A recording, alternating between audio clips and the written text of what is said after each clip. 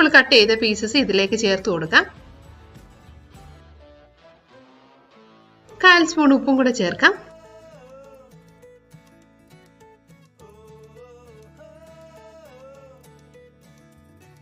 അടുത്തായിട്ട് ചേർക്കേണ്ടത് 1/4 സ്പൂൺ മഞ്ഞൾപ്പൊടിയാണ്. മഞ്ഞൾപ്പൊടിയും ഉപ്പും കൂടെ ചേർത്ത ശേഷം നന്നായിട്ടൊന്ന് മിക്സ് ആക്കാം. മിക്സ് ആക്കിയ ശേഷം നമുക്ക് ഗ്യാസിന്റെ ഫ്ലെയിം ലോയിലോട്ട് മാറ്റാം.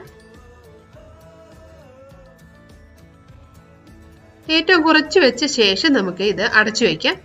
ഏകദേശം ഒരു 5 മിനിറ്റോളം അടച്ചു വയ്ക്കാം. അധികം കട്ടിയില്ലാത്ത പാത്രമാണെങ്കിൽ ഇടയ്ക്കിടയ്ക്ക് ഒന്ന് ഇളക്കണം, അല്ലെങ്കിൽ അടിയിൽ പിടിക്കുവാണെങ്കിൽ നമുക്ക് കരിഞ്ഞു പോകും.